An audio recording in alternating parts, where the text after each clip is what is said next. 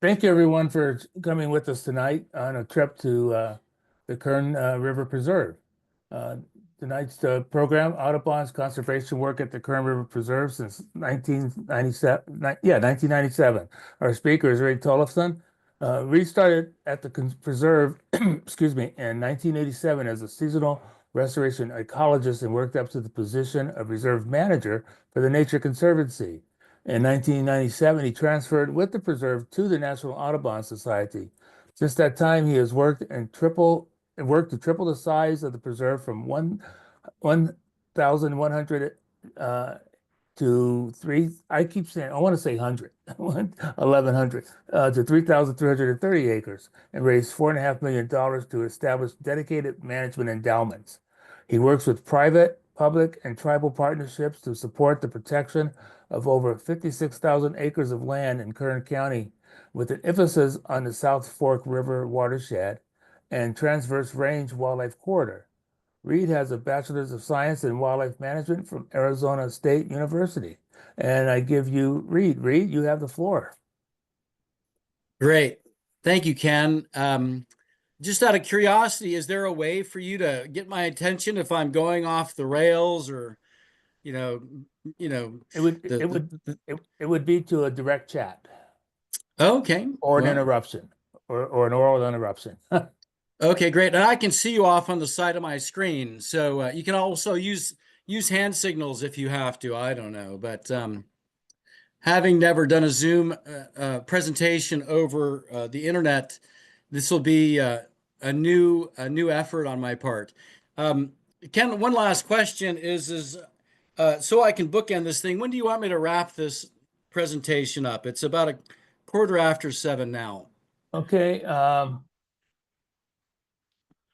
You can still get an hour in if you have an hour talk, and we would have time for questions and answers until our 3:30 end time, 8:30 end time.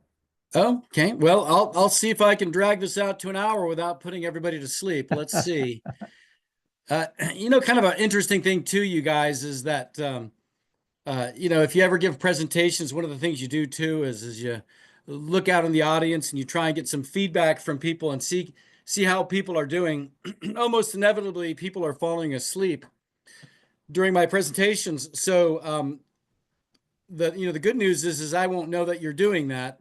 The bad news is I won't be able to start poking at you to wake you back up. So try to bear with me.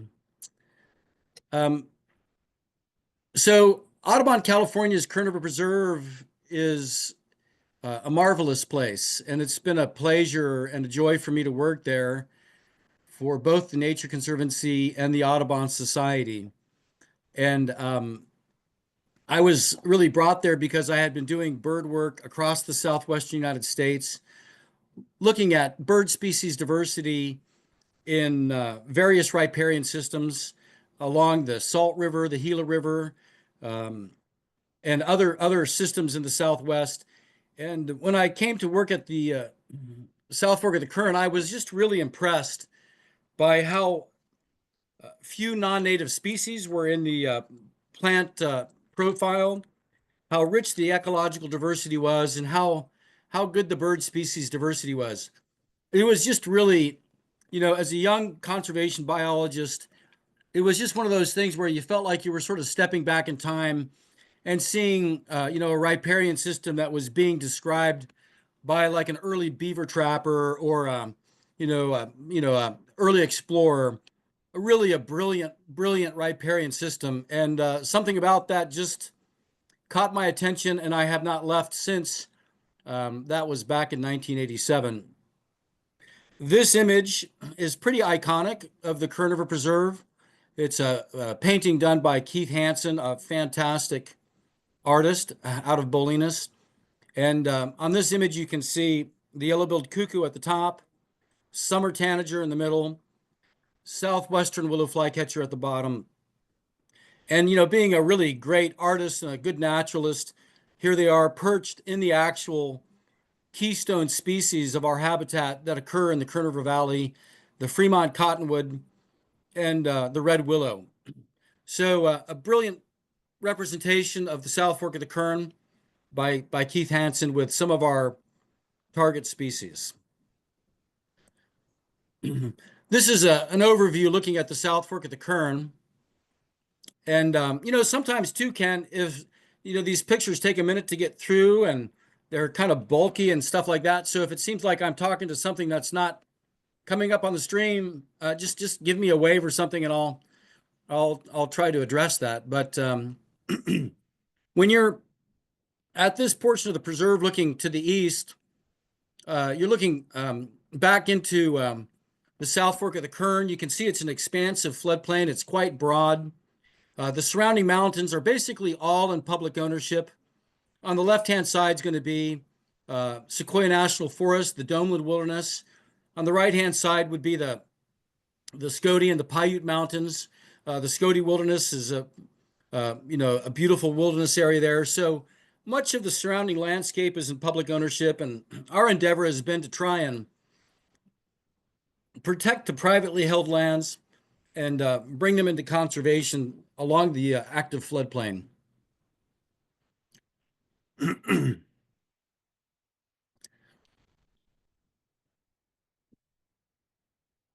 going to take a minute to cough.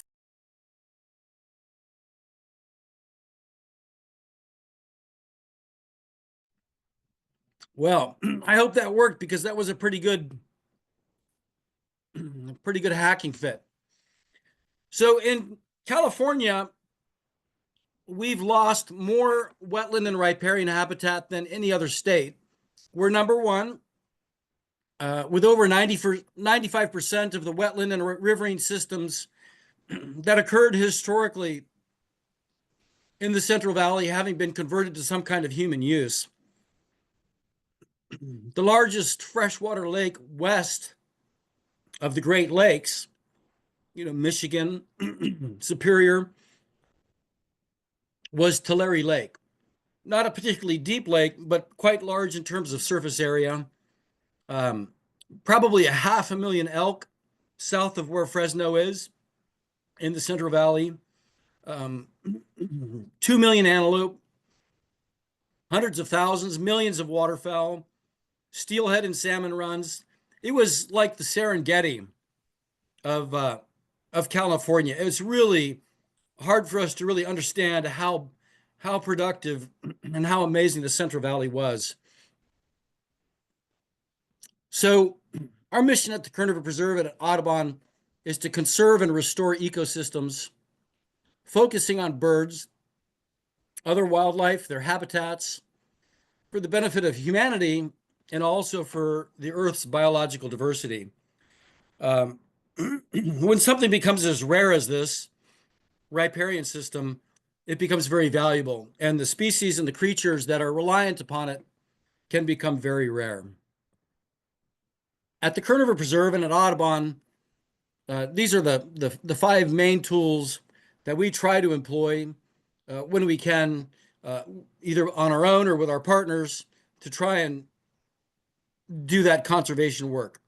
Science, stewardship, outreach to people, education, land protection, and advocacy.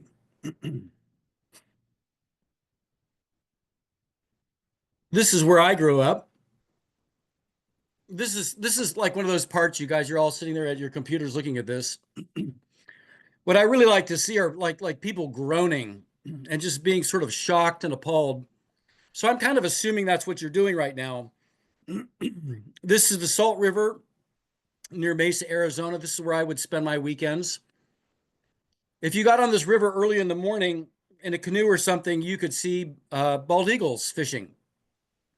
You could see javelina and deer on the banks, vermilion flycatchers. And then by noon, on a weekend, the party rush would come. People parking in the river, piles of garbage. This is part of the reason that outreach is such an important thing for Audubon and other people in the field of conservation. We need to help people understand how to steward a river, how to take care of a river, how to protect it, and to understand its values. Let's all go tubing.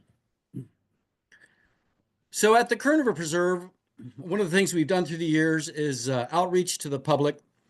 This is Carol Wormuth doing a native plant demonstration. Fantastic woman at our old headquarters. And she's just talking about a variety of different local native plants and how Native Americans would use these, to produce food, fiber, tools, medicines, and what have you. And I'll show it a little bit later, but this is our old visitor center, really a quaint, lovely little place. Lots of visitors through the decades, lots of school groups. But this is now inaccessible because our river is meandering into this area and beginning to destroy this facility. Alas, it's a wild river. One of our little displays about the use of native plants. There's some twine, there's some mats. What I kind of liked about this was that I think that the Native Americans conceivably could have been watching the red-winged blackbird building that nest out of the reeds and figuring out how to learn from that to make a mat for sleeping on, or how to weave it together to make a piece of twine for a snare. So it's just where people and nature lived side by side for millennia, and the people learned from their environment and from their fellow residents in the natural world. That link seems to be broken for a lot of people nowadays. So one of our endeavors was to bring kids to the preserve. We can't do this right now. We don't have public access. And because my staff is quite small, we don't really have the ability to address this right now. The good news is I have authority, and I've begun to interview people for a position at the preserve as the new assistant manager. So if any of you know an up-and-coming biologist who's interested in doing some hard work and doing some conservation here in California, make sure they get on the Audubon webpage and look for this job posting and get them to apply, because I'm beginning interviews now. I've got a couple of good candidates, but really looking forward to bringing some new blood onto the staff and to take advantage of more opportunity, and also create a pathway for my eventual retirement. I'm 63. I've been at the preserve since 1987. I really like my work, but everything's got to come to an end. So let those people know that there's a job posting at Audubon for the assistant manager at Kern River Preserve. This is what our driveway looks like now. So the river has been meandering. This is an uncontrolled river. There's no high dams or reservoirs above us. And the river is aggrading, it's filling with sediment, and it's meandering across its floodplain. And what it's done is it's moved a long distance from the north to the south. And now even at very low flows, the river is going over our current access road going into the headquarters. And, you're not going to get a bus across this. It's just not going to happen. And in some years, it hasn't even dried up. So we're in the process of abandoning our old buildings. We'll have those demolished, and I've moved into a new site and started a new office. It's a great river. It's beautiful to see this happen. I brought a really powerful conservationist to the preserve, a guy that actually helped do the actual initial acquisition of the Kern River Preserve years ago when it was a ranch. And I wasn't quite sure how he was going to take it. It's like, wow, these buildings are going to be destroyed. But he was thrilled. He was like, well, Reed, this is kind of what we're talking about doing. Buying the land, buying the surrounding properties, putting property into conservation so that there's not a real great economic incentive to force this river back into the old channel, or to try and channelize this river, or to keep it from acting naturally like this. So while it's a real disappointment to lose those old buildings, and I've got a lot of memories back there, it's really great to see the river meandering and acting naturally.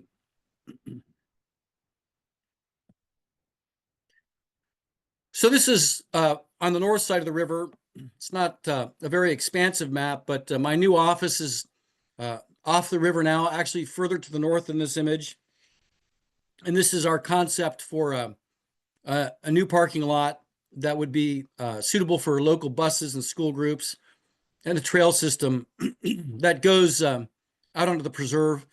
We have some logistical constraints in getting this done, and access back to the river is somewhat difficult because there's an intervening ownership. It's actually state-owned land, but so it's protected, but we can't just let people go crossing over it to go see the river. So we'll see if we can work through that. But right now we're looking at a trail or a trail system that focuses on a small riparian system and some upland features and some Native American cultural sites. Oh, let me go back a second. Another thing that you'll see on this image is just up or to the north of this little loop and orange dot is a 100-acre field that used to be used to grow hay and alfalfa. And that 100-acre site was irrigated by diverting water from the small creek or the little stream that's in the upper center part of the picture. You can just see a little dark stream coming out of the top, crossing underneath the trail. That's Fay Creek. It's a small tributary to the South Fork of the Kern. But that creek would basically be dewatered to grow hay on that 100-acre rectangle that's just to the north of the little ADA trail. And what we've done is we've retired all of the diversions and retired all of the wells and the pumps that used to serve that 100-acre field. And we're leaving all of the water in the creek and all of the water in the groundwater, and we're not harvesting that.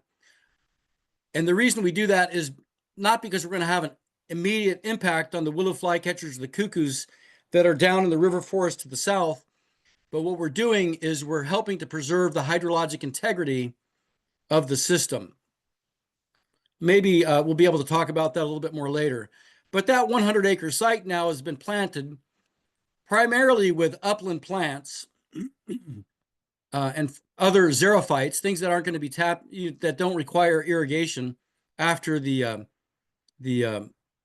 initial phase of getting them started, with a small riparian and wetland component at the farther south part, where one of our old ditches runs through that site. So you can see that the northern half of this picture is quite arid looking. We live in a desert where the annual precipitation is probably 10 or 12 inches a year. But when you look to the south at all this greenery, that's all either irrigated using like a water rights, or irrigated by the river when it's in flood stage, or tapped into the groundwater, or served by tributary streams like Fay Creek. So here's one of the upland sites, the same picture that we were just looking at. You can see there's a drip system installed, weed mats, cages, and then after a couple of years, you start getting some pretty good plants. You can pull the irrigation system off, and now that site's completely self-sufficient. It's no longer being irrigated, and it's coming along pretty nicely. So we did 100 acres of upland habitat restoration, well, 95 acres on this image. But remember, a lot of the reason we're doing this is to create connectivity with the surrounding uplands and conserve water and keep it in the groundwater and in the system rather than harvesting it for some kind of human use. Here's a map of that site prior to planting. It's got a schematic of a pretty nice visitor center or parking lot. We're going to be trying to get some of that stuff done when I get a new assistant manager on board. Talking about science, I have almost no capacity to do science on my own, so we rely on other people who come in and do scientific work. The Southern Sierra Research Station is one of our biggest partners. These are some professionals out of a university over in, I think, Arizona, and they're using drones to fly out over the preserve, take imagery, capture imagery, and then ground truth this this information against satellite imagery so that they can better understand the distribution and how these riparian systems are spread out across the face of the earth. So this is sort of a ground truthing exercise for people that spend a lot of time on remote sensing. There was a really interesting bit of remote sensing work done by a hydrologist recently, and she published a paper, is highly respected, picked up by her story was picked up by the LA Times. They came out and they visited the site, but she conducted all of her work using remote sensing. And her job was to look at groundwater dependent ecosystems across the Southwest, primarily in California, and determine how these systems were responding to some of the deep droughts that we've had. And I think in general, one of the things that she determined was that the South Fork of the Kern seems to be responding, it's certainly being affected, negatively affected by climate change and these deepening droughts and these really harsh cycles of ups and downs of, flood years versus dry years. But that the South Fork of the Kern seems to be responding fairly well and recovering fairly well relative to other riparian systems in the Southwest. So the good news is I think a lot of the work that we're doing in terms of land protection, restoration, conserving water is helping this system from being further degraded. One of our target species is the yellow-billed cuckoo. Talking about science, we've got some really interesting eminent scientists visiting the Kern River Preserve in the next couple of weeks, coming from Connecticut, Massachusetts, Berkeley, around the country. And the primary investigator who's setting this up is really into caterpillars. So I had to send him this picture. This is a yellow-billed cuckoo feeding a nestling, a gigantic hornworm. And cuckoos are really interesting birds. They have a very short incubation period, a very short period of time of birds being in the nest, and a short period of time before they fledge. In fact, it's probably the shortest of any nesting bird, open cup nesting bird in North America. It only takes 15 or 16 days for these birds to go from laying an egg to getting a bird out of the nest, maybe 20 days. It's really fast. But part of their strategy is to feed their young these really large food items like this caterpillar. But the cuckoo has really been like a hallmark or an icon for the Kern River Preserve, as you saw from our original image that Keith Hansen painted.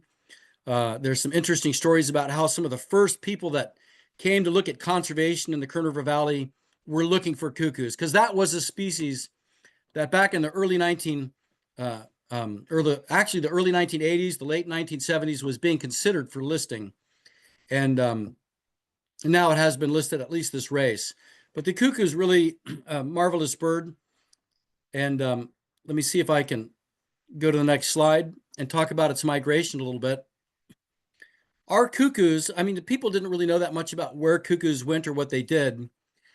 But as it turns out, they leave California and they fly all the way down to the southern part of the Amazon into Paraguay and Uruguay. So it would be that sort of yellowish, if I get my icon to hover over that, they come all the way down into here. So this is where they're coming to spend their winters. And the only reason we were able to find that out is because of people like the Southern Sierra Research Station biologists. This is somebody putting a MODIS tag onto a cuckoo. And these tags are picked up on migration and they can document where these birds go. I was taking this eminent conservationist out to visit the preserve.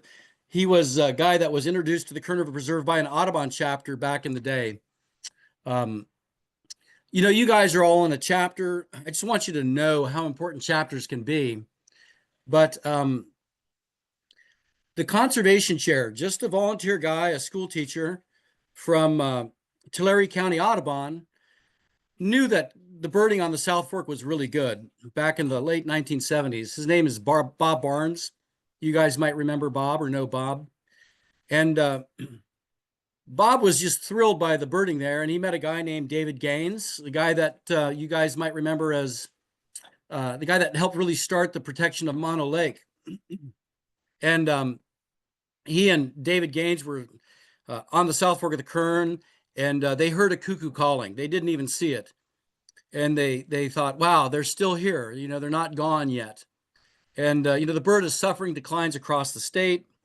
They hear this bird. The two of them talk it up. And David Gaines says, look, Bob, I got to go work on Mono Lake. Maybe you can see what you can do to try and get some traction, some interest in doing some conservation work on the South Fork of the Kern. And Bob Barnes went and he contacted the Nature Conservancy back in about 1979 or 1980. And he talked to a young conservationist guy named Steve McCormick. He was their land guy, I guess, back in the day. And he said, Steve, you need to come out and look at this place. And Steve McCormick came out. And indeed, the Nature Conservancy did the first land acquisition piece in the South Fork Valley. They bought the original Kern River Preserve, that 1,100 acres that was transferred to Audubon. And Steve came to visit the preserve a few years ago, or a year or two ago. And, you know, he went on to become very well regarded in the field of conservation. He went on to become the state director of Audubon, or of the Nature Conservancy in California, which was, I think, the largest program in the world for like conservation state. Maybe Florida was bigger, but it was a big program. And then he went on to manage Audubon, or I'm sorry, the Nature Conservancy out of the East, and was in charge of TNC worldwide. So, you know, he really a prestigious career. Well, he called me up a couple of like a year or two ago, and he said, Reed, I want to come to the preserve. And I was like really thrilled. And he said, I'd like to see a cuckoo. And my heart sank because this is a hard bird to see. They're very cryptic. They're very secretive. They're not easy to see. And I thought, wow, you know, I went from being really excited about seeing Steve and showing him all the stuff that was going on to being just horrified because I just knew I was going to be able to get him into a bird.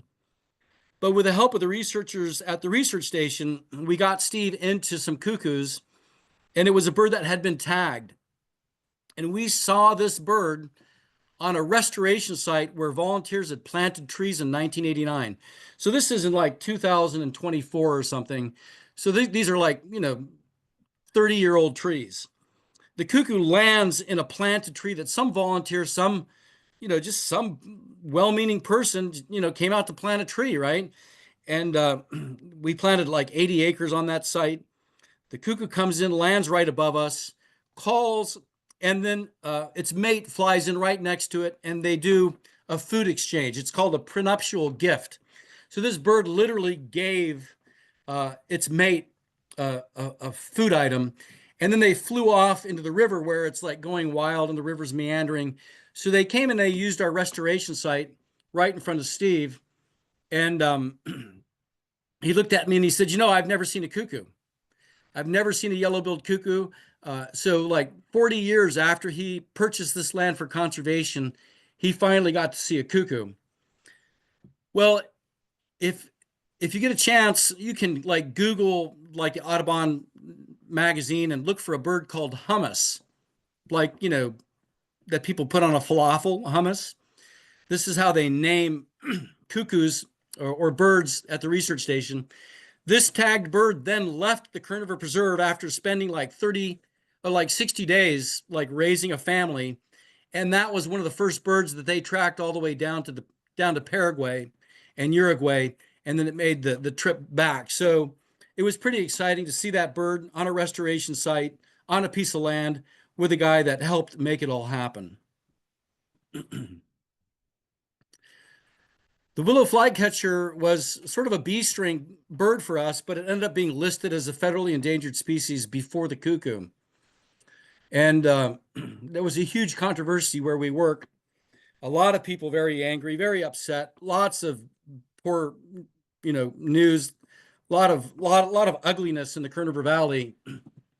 a small rural community, very conservative politics, the Endangered Species Act. I remember our county supervisor getting up in front of a group of probably, three or 400 angry citizens and just pounding his fist and saying, "Are we going to let the jackbooted Nazis of the federal government come into the Kern River Valley and tell us what to do with our land?" And people came out of their chairs and just cheered. And I was appalled and shocked, especially since I had to speak shortly after that. It was not a fun time. But, this bird and the endangered species have been very good to the Kern River Preserve. Much of the land that I work on now was preserved using funding that was generated through the Endangered Species Act on behalf of this bird. The water rights that we exercise to try and recharge the groundwater and build resiliency to climate change of our adjacent riparian forest were purchased with funding that came from litigation around this bird. And thanks to some really good guidance from my mentors at the Nature Conservancy and the Audubon Society, we were really able to create, I think, some really good conservation outcomes through the years on behalf of this species and other birds. The sad thing is this bird's continued to decline. I feel like we're getting a lot of things correct where we are in the Kern River Valley, but I think this bird is suffering problems across its migratory pathway. And its numbers have not been able to sustain themselves very well. And in fact, the breeding population of willow flycatchers is gone from the South Fork of the Kern now. And we do get occasional birds coming in singing, prospecting for mates, but not enough birds have been coming back from migration for these birds to sustain themselves. Nature is definitely struggling. Not all about birds for me, but one other species of interest is I call it the southwestern pond turtle. I think it's been sort of renamed pond turtle. But this is a species that suffered dramatic declines. We were talking about Tulare Lake being the largest body of fresh water west of the Great Lakes. Well, apparently this lake was so full of turtles that market hunters would come up out of San Francisco in boats and barges and harvest these by the thousands and bring them back up and serve them up to people during the gold rush. And because of habitat loss, remember that 95% loss figure we talked about, because of invasive turtles being released into their environment with diseases that these guys cannot tolerate, this species has taken a real beating. I have a friend that works down south in San Diego County, and he says they've got riparian systems there that don't have any female turtles left. They're all male turtles. There's like no prospects for these turtles to be able to recover in some of these systems without some kind of assistance. We did do some work with volunteers to raise turtles and release them. You can see the picture on the right, that tiny turtle with a penny. We had volunteers, retired zookeepers from Los Angeles Zoo, came in and ran a program for a few years and got us a few really good cohorts, probably 75 or 100 of these turtles released over the course of a few years. Because these turtles can live 40 or 50 years, that helps to give us more time to try and understand what's going on and conserve this species. Lots of work to do, lots of stuff lots of opportunities. Some of the stuff we can't get around to like we'd like to, but that was a great project. Climate change, we just keep hearing about it. In our area, these images, I think, speak to that issue. Here's a Joshua tree forest that has been incinerated by the Erskine Creek fire. These plants don't resprout that well from climate change or from burns.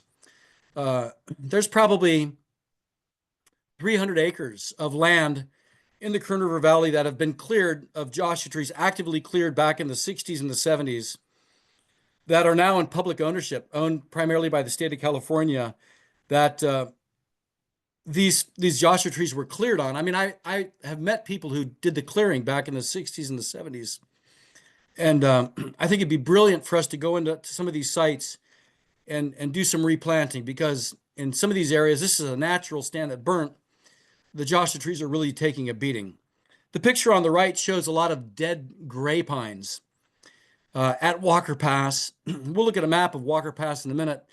But if you'll notice that the pine trees are all dead in this image, but the Joshua trees are thriving. There's a Joshua tree right in the image, the center of the image, and off on the right-hand side. So this is where the climate change is having a bigger impact on one species and a lesser impact on another. So we're sort of at the elevational top end of where the Joshua trees extend, and we're sort of at a lower elevation for pinyon pines, where they both mix. And as drought cycles go back and forth, the Joshua trees seem to be persisting pretty well, while the pine trees have been dying like, in droves. So, there are some things that we've been able to do to try and address this. One will be doing actual planting and restoration work on formerly cleared sites. But one thing we did here, I mentioned that was Walker Pass. We retired a grazing allotment on Walker Pass, 14,790 acre grazing pass to the south, where these Joshua trees live. And, the purpose here is that, having a non-native ungulate coming into an arid ecosystem like this, and really working over the pasture, I was concerned that it might actually interfere with the recruitment of the native vegetation. So let's go to one more picture. This is a picture of Walker Pass. That's within that allotment, and you're looking out toward the Ridgecrest area and the Mojave Desert. You can see the Joshua tree forests, and then in the foreground, a really healthy stand of native perennial desert needlegrass.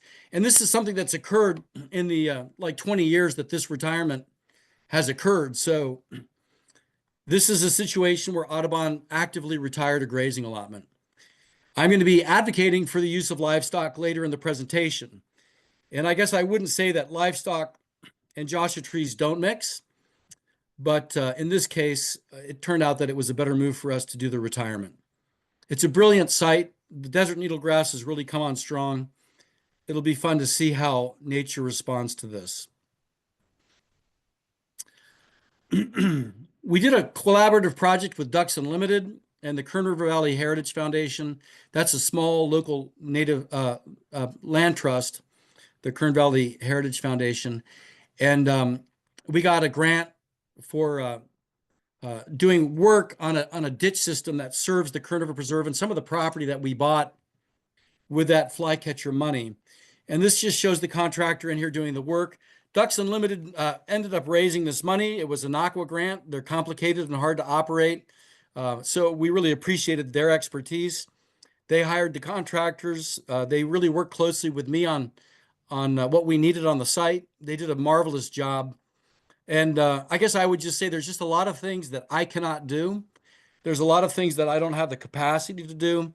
So I always have to reach out to partners to do things like science with the research station, like this, pretty heavy upgrades to this ditch system with Ducks Unlimited. This is one of the structures or part of the ditch that we worked on. Just our old backhoe on the right, a bunch of pipes coming out that got installed. But as you go around clockwise, you come into one of the structures that these guys put in from Ducks Unlimited, and you can see we've got a lot of water backed up against this they call it a rice box. Excuse me.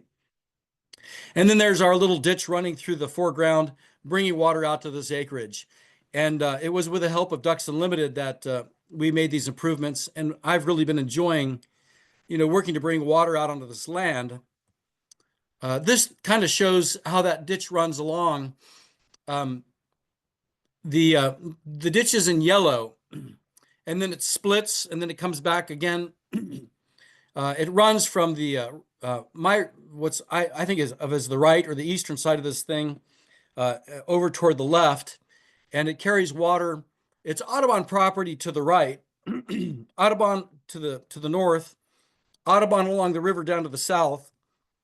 But this fish and game property is sort of surrounded by Audubon land. And in fact, when we did this acquisition, again, partnering with people, I partnered up with a great guy with the Department of Fish and Wildlife, a guy named Kevin O'Connor.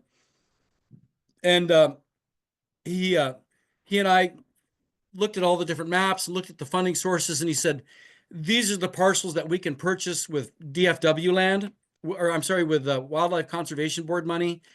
And then everything else that didn't fit within their protection plan, Audubon purchased so that we could purchase the whole property. So the ditch runs from Audubon land onto CDFW land, onto Audubon land, back onto CDFW land, and back onto Audubon land. So we jointly own the water right. We jointly manage the ditch, and we do it for the benefit of wildlife. And in this map, if you go from right to left, you can see that the ditch runs along, and then there's wetlands to the north and south of the ditch.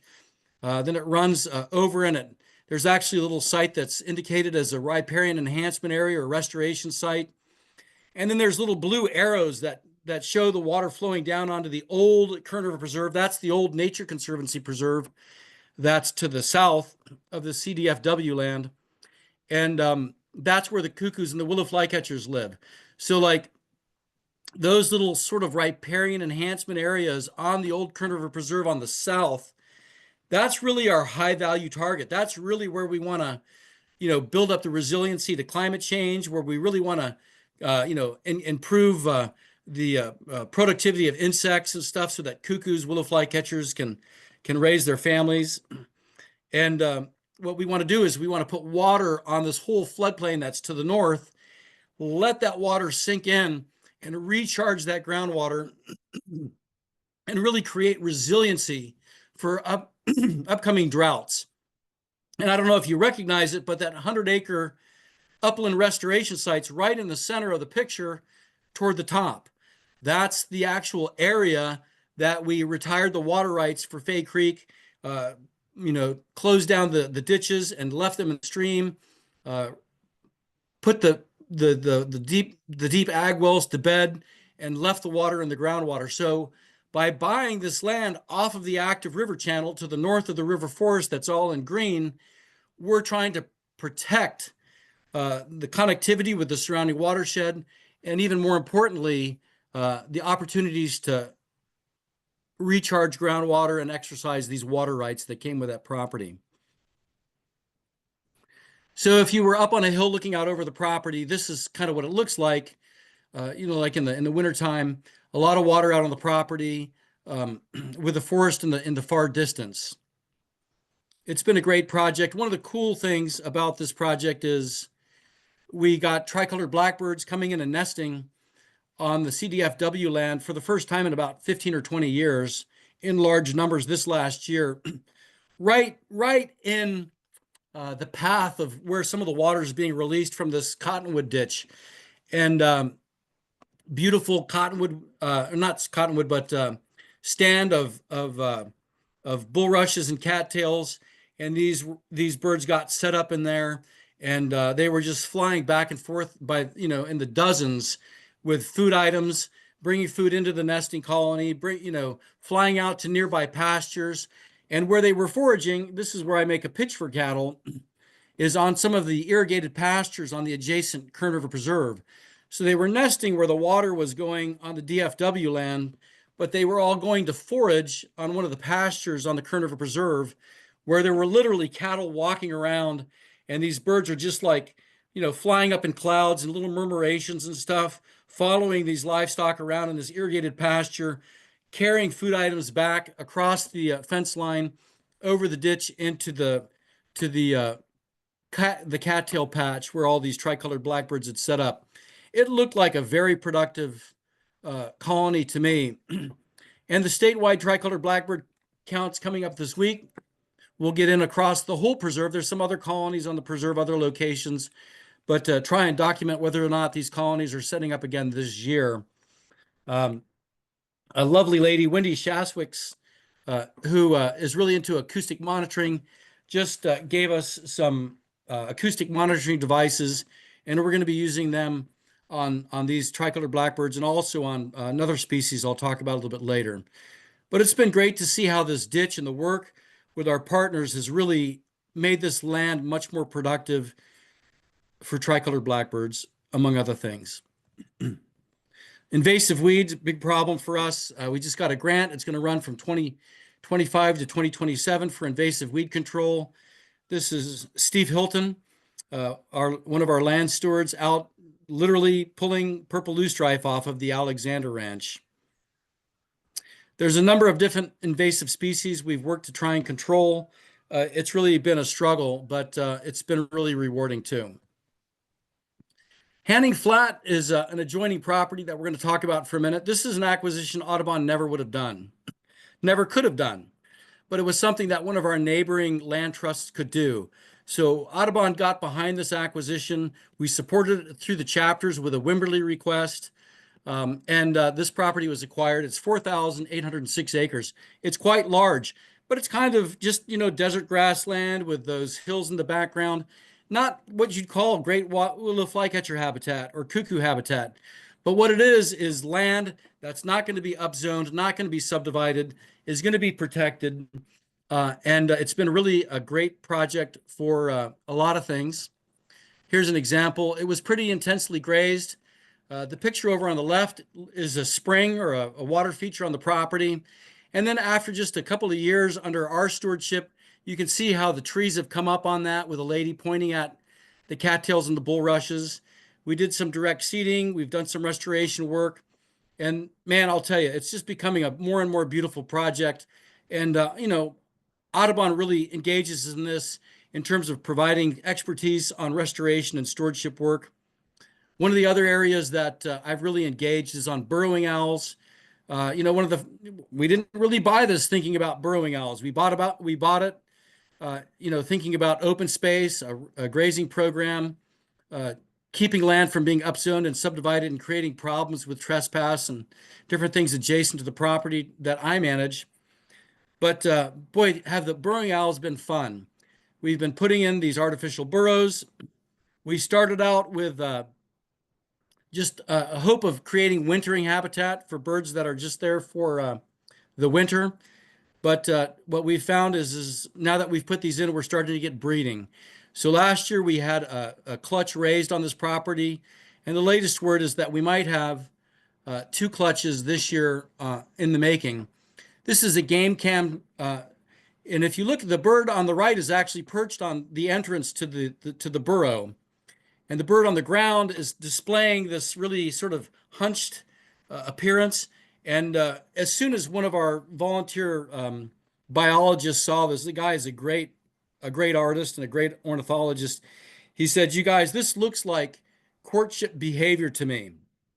And darned if he wasn't right. Here's that same burrow a couple of months later, and you can see there's an adult watching out for predators with a big old fat fluffy baby waddling around outside the burrow. We were all thrilled to see this clutch raise. I think 6 or 7 fledglings, and like I said, again this year it looks like we might be getting 2 different pairs pairing up. I just got some funding through the NRCS to try and put some more burrows in on Kern River Preserve. So we're really excited about the burrowing owl work. The cool thing about Hanning Flat is we went from concept to acquisition to restoration work, changing the stewardship and the grazing management plan to accommodate wildlife better, and then starting to see burrowing owls breeding successfully on the property. So it's really integrated all the aspects, and grazing is really a key feature for burrowing owls on that property. I've read some literature that indicates that if you remove grazing from burrowing owl habitat, it can actually lead the birds to abandon a particular area. But at this point, whatever the case may be, we have a great operator on the ground at Hanning Flat. They collaborate with us in a multitude of different ways, and the burrowing owls and the other wildlife are responding really well. And it's a working landscape. Another place where we really need to work with our partners, this is another property that's not Audubon. This is the Kern River Valley Heritage Foundation land in Isabella called Hot Springs Valley Wetlands. Again, this was purchased by our partner, but Audubon helped to support the acquisition with a Wimberley request through Audubon. So a couple of our chapters in Kern County raised $100,000 to go toward this acquisition too. So our chapters have raised probably, let's see, $300,000 to support acquisitions of land in the Kern River Valley over the last few years. This is another property. There's a species of alkali mariposa lily on this property that thrives with grazing.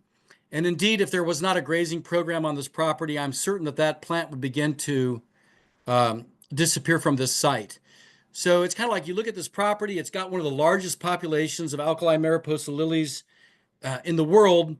And, it's got a grazing program that's been going on for decades without even thinking about lilies. So now it's managed for lilies and other wildlife, but I guess just in a way that's more sensitive. But we owe a lot to our grazing collaborators with helping us on this stewardship. This property, again, it went from concept, it wasn't even going to be acquired, but we looked at this, we helped support the acquisition, came up with some ideas to do a restoration site that included like a nature trail. We thought, well, maybe a nature trail would be nice here.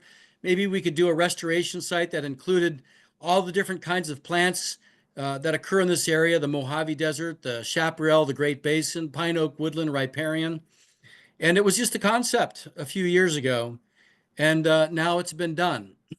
There's a pedestrian walkway that's been installed. The Heritage Foundation has done a great job on this, and they're a super partner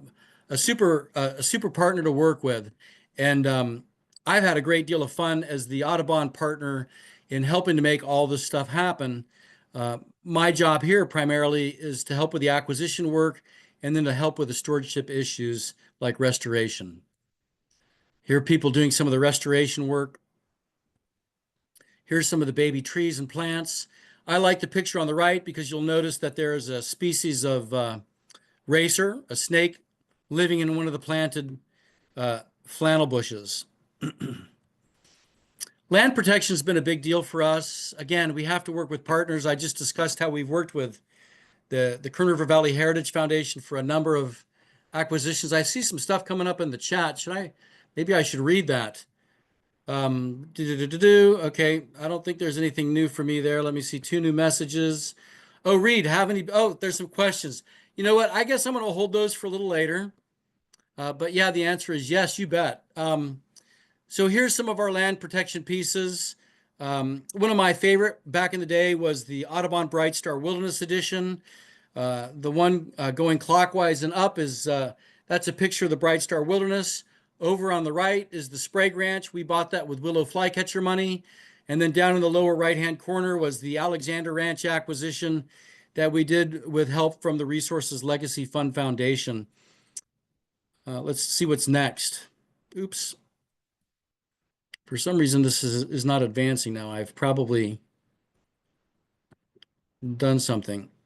There we go. So I'm going to look at a map for just a minute. If you look at the map of land protection in the Kern River Valley, you see a lot of different colors. The Kern River Preserve color, and I'm going to put my cursor over it, is down here. This is the original preserve down here. This is the original 1,100 acres. It's kind of hash marked.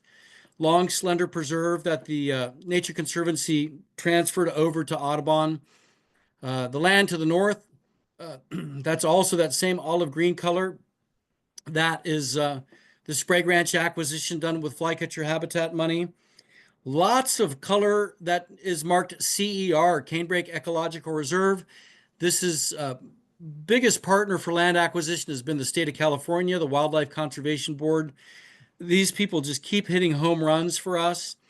The state owns more land in the Kern River Valley than Audubon by a long shot. I'll just say this, and that is that Audubon's played a role. Sometimes it's a small role. Sometimes it's a significant role. Sometimes it's a big role in all the acquisitions around us, including these with the state.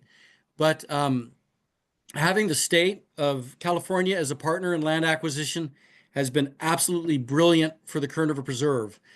If you look at the preserve here, you can see that we're surrounded by more than just the ecological reserve. Over here is the Kern River Valley Heritage Foundation land. That's that Handing Flat piece with the owls that I was talking about a minute ago. One of my big concerns here is that that valley would upzone and subdivide, and we would end up with unmanageable motorcycle trespass coming over the mountains and the hills from that property. It would have been a real train wreck for us. And then up above us, you can see something in purple here. It says Two-Bottle Obel of Kern River Valley.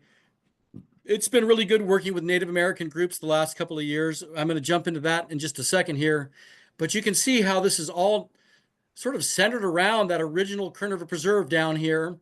And then upstream, beautiful pieces of land up here in the Ecological Reserve. Another Audubon Preserve up here called the Allen Sanctuary. And then a property owned by the Foundation for the Kern River Valley Indian Community. Two different Native American groups working with us on land conservation work in the Kern Valley. And the cool thing is they're really doing some great work. This is actually a very old map prepared back in the 19-teens, I think, or 20s by a person out of Berkeley named Vogelin. And Vogelin was a biologist, an ethnobotanist, and also a linguist looking at the Two-Bottle Obel, the local Native American group. And this is their map, and it shows all these circles where the different village sites are. The one village site is number 4. This is now owned by the Foundation for the Kern River Valley Indian Community, an acquisition that we helped with, and we're really proud of what they did. And we have a conservation easement on number 4. And then, oops, I just went forward too fast.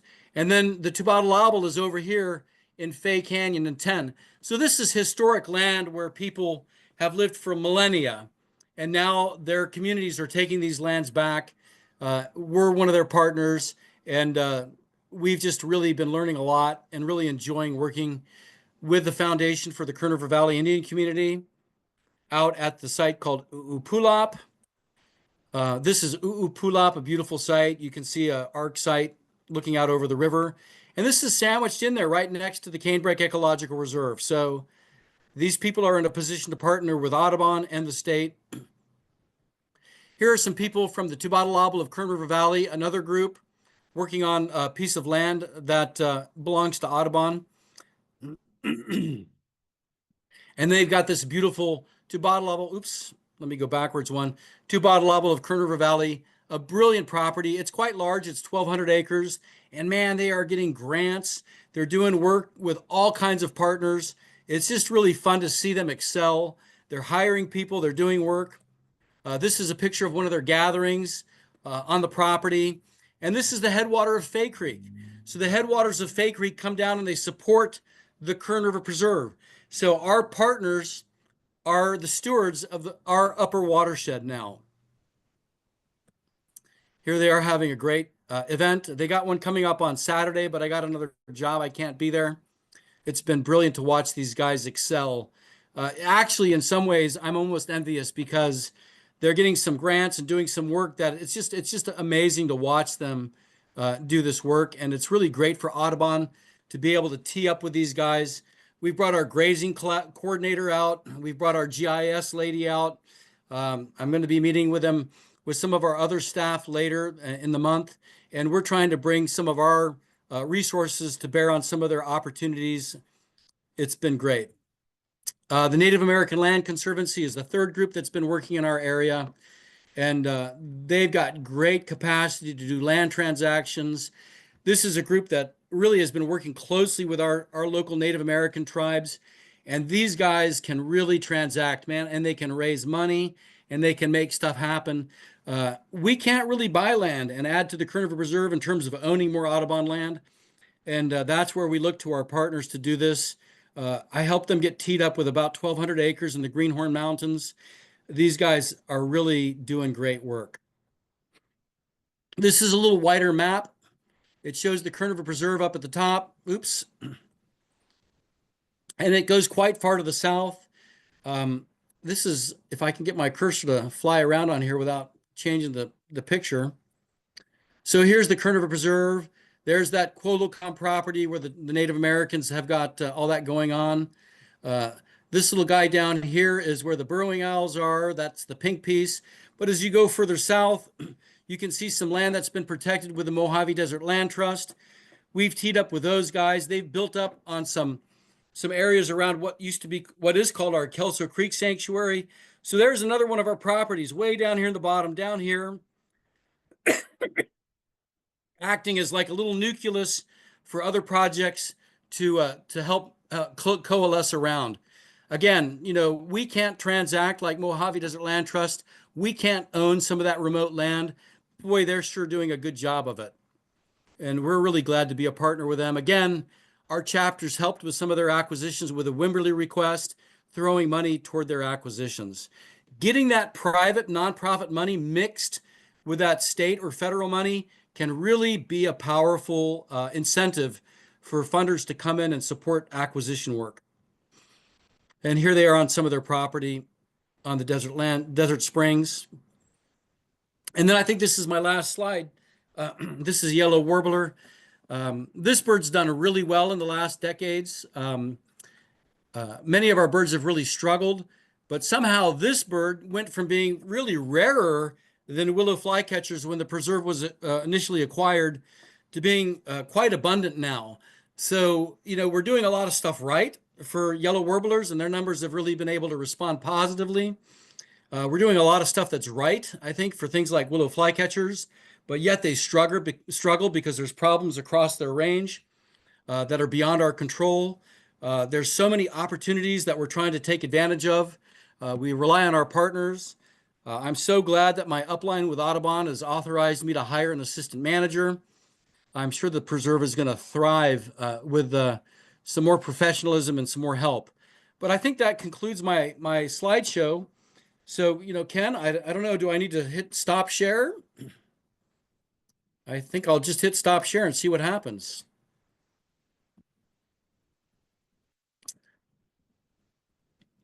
Yes, that's a good plan. Sorry, I was in the middle of writing a note there. Great. Excellent talk. Excellent. It's I always wondered what it was like down in the Kern area because I'm only familiar with up here. And there's just a lot going on, and that's really cool. And thank you very much for that. So, folks, there is one question in. We need any other questions. Started to read that one before. It was from Rod. Have there any plans to use?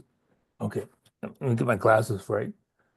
Are there any plans for use of Proposition 4 funding to expand the preserve or do more of this great restoration?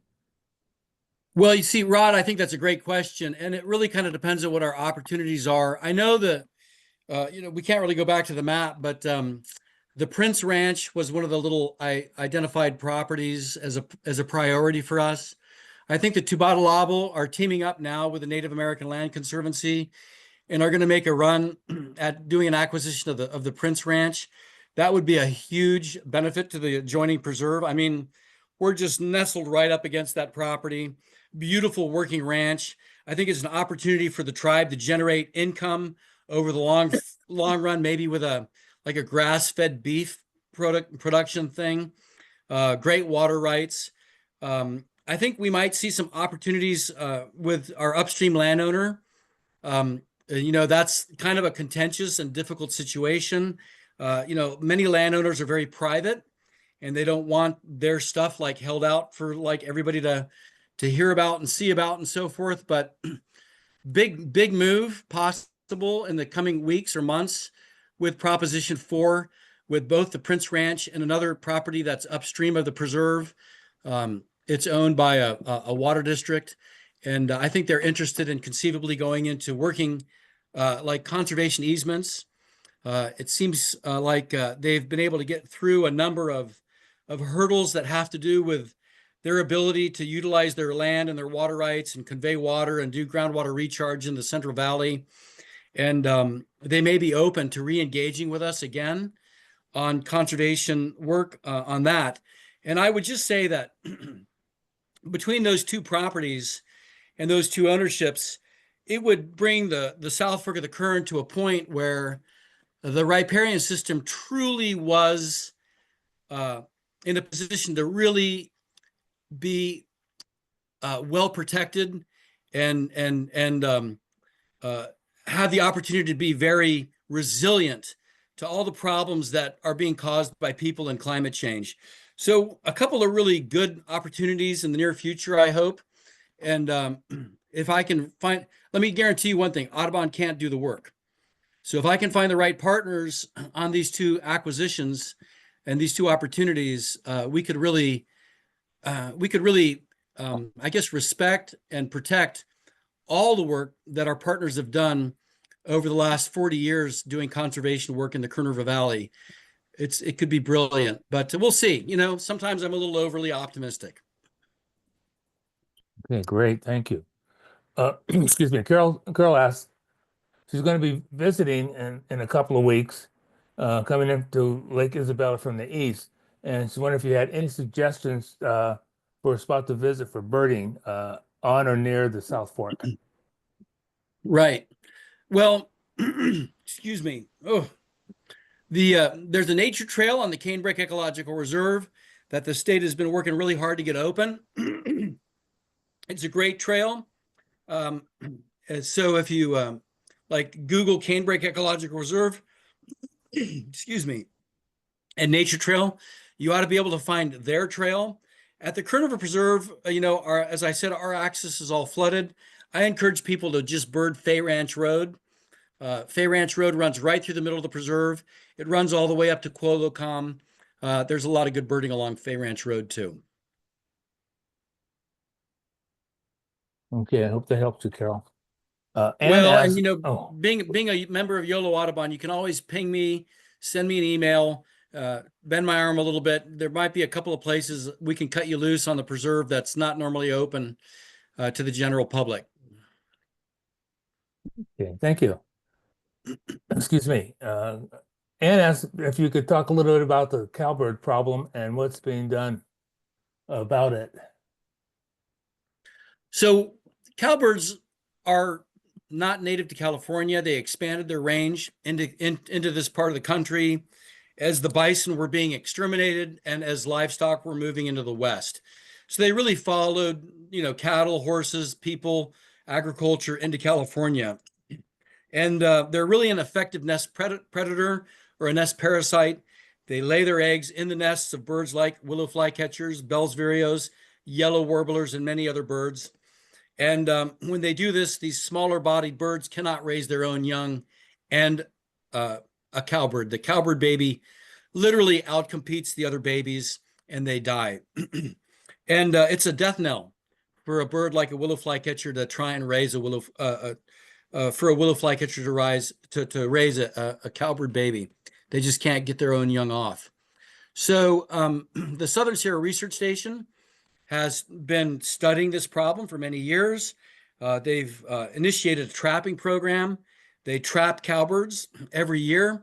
They use modified Australian cowbird traps. Sometimes they use what's called target netting. And they're really effective at suppressing the numbers of female cowbirds in the really important breeding areas for things like yellow warblers. Again, we're not getting breeding willow flycatchers right now, but we are getting Bell's vireos coming in trying to breed. We've had their nest parasitized more than once by cowbirds in any case. So suppressing cowbird numbers has been really important. That is the reason that the yellow warbler went from a very rare bird in the Kern River Valley to a very common bird. That bird really probably expanded its numbers because of cowbird suppression efforts on the part of the Southern Sierra Research Station on the Kern River Preserve. So we'll fund that work again this year. Excellent. Excellent. Are there any other questions?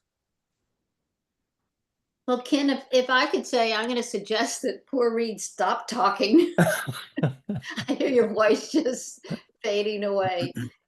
Thank you so much. I've known Reed for a long time, but at a distance, and I've forgotten both how funny he is and how inspirational he is. So this has been a terrific talk. Many thanks. Yes, thank you so much. We appreciate you taking the time tonight and to share with us what's going on. Well, I sure appreciate it. And you guys just keep going out to Bobcat. Take care of those guys and keep that guy, Matt, keep him honest and And I know he really enjoys you guys. Okay. Bobcat's a great, great sanctuary. Will do. Yes, it is. Yes. Okay. All right. Thanks, All right. This Reed. has been a Thank great, you. this has been great for me. Thank you again so much. Cheers. Okay. Bye. Before I sign off, folks, join us next month.